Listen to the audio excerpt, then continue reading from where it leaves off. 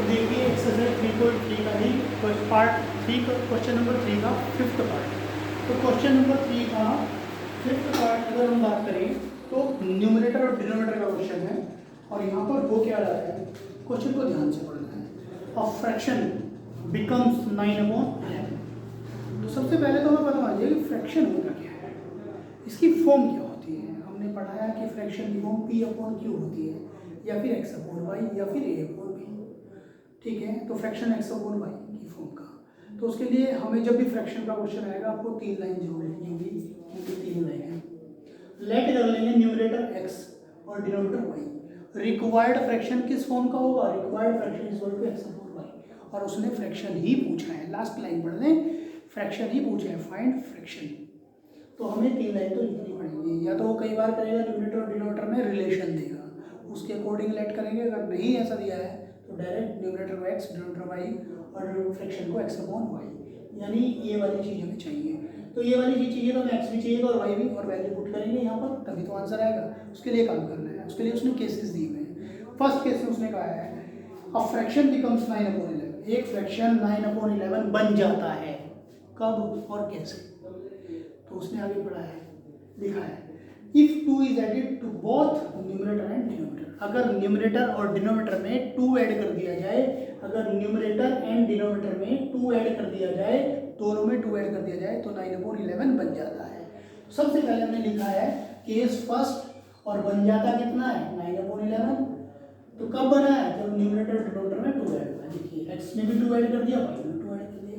तो ध्यान से पढ़ना है कि वो न्यूमरेटर डिनोमिनेटर दोनों में कह रहा है या सिर्फ न्यूमरेटर में कह रहा है। अगर वो कहता है सिर्फ न्यूमरेटर में 2 ऐड किया जाता है तो फ्रैक्शन इतना बन जाता है, तो सिर्फ मैं 2 एक्स में ऐड करता, ना कि वाई ऐसे ही छोड़ देता। ऐसा नहीं कि वाई खत्म ही कर दूंगा, वाई तो चलेगा, लेकिन जिसमें वो ऐड करने के लिए कह रहा है वो ऐड करना है, तो अभी दोनों में मैं दोनों में ऐड। इसके बाद हमने क्या देखा है कि कैंसिल होता है क्या, नहीं हुआ, तो क्रॉस मल्टीप्लाई दीजिए, ये इसके पास जाएगा और ये इसके पास जाएगा। तो 11 की मल्टीप्लाई इसके साथ और इसकी मल्टीप्लाई नहीं के साथ।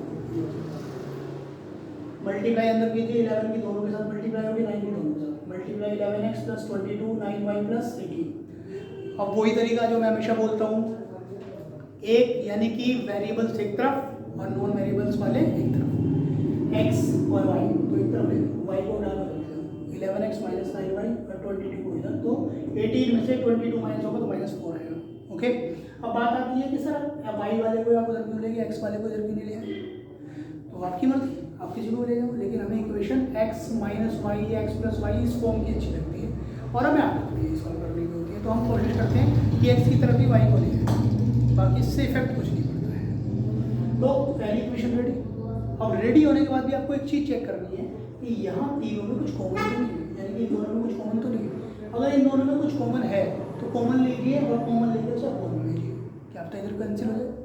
लेकिन यहाँ पे कुछ कॉमन है तो बस आगे बढ़िए, फ्रेश इक्वेशन है।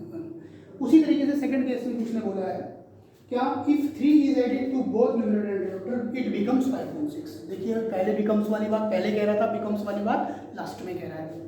तो 5.6 बन जाता है कब, जब न्यूमरेटर और डिनोमिनेटर में 3 ऐड होता है। तो देखो 3 दोनों में ऐड कर दिया, क्रॉस मल्टीप्लाई कराई, उसी तरीके से इक्वेशन हमें मिल गई। दोनों इक्वेशन को करना है सॉल्व। क्यों करना है, क्योंकि मुझे एक्स और वाई चाहिए। एक्स और वाई चाहिए तो इक्वेशन किस मेथड से, जिससे आपका मन करे, चाहे सब्स्टिट्यूशन चाहे एलिमिनेशन। तो मैंने कहा था एलिमिनेशन यूज़ करना है ज़्यादातर, ठीक है। तो एलिमिनेशन यूज़ करने के लिए पहला फोकस काम करना होता है कि दोनों के फेस चेक करने होते हैं, एक्स वाले एक्स वाले फेस इक्वल है क्या, वहाँ 11 है, ऐसे नहीं है, यहाँ वाई के साथ -9 है और यहाँ -5 ये भी नहीं है। अब बात बनती है कि अब किसी एक के फेस इक्वल कर लें, चाहे वाई के कर लें चाहे 5 एक्स के कर लें। तो मैंने देखा 11x और 6x, 11 और 6 का एलसीएम देखो कितना होता है 66, ठीक है।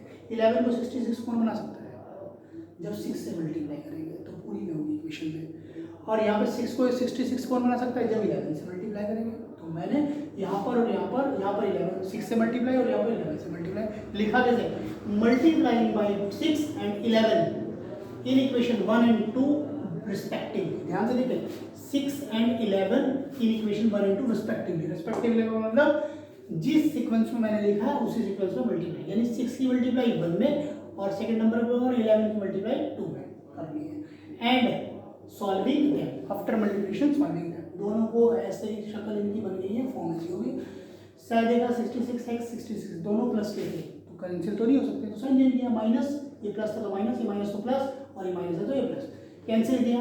ये 54 y प्लस का है और ये भी प्लस का है तो 99 y बनेगा, और 24 माइनस का है, 33 माइनस का नहीं है प्लस का है क्योंकि साइन चेंज हो चुका है, तो 33 में से 24 माइनस करेंगे तो प्लस का 9 आएगा, 99 अपॉन में जाएगा, 9 अपॉन 99 1/11 होता है। y आ गया, y की वैल्यू किसी भी एक इक्वेशन में पुट कर दीजिए दोनों में से, मैंने किसमें की है 2 में पुट की है, तो 2 में इसलिए की गया है कहीं आपको ऐसा लगे सर बार बार 1 में पुट करते हैं तो 1 में पुट करनी होती है, जी नहीं, किसी भी इक्वेशन पुट कर सकते हैं, तो मैंने इसलिए y की वैल्यू को 2 में पुट किया है।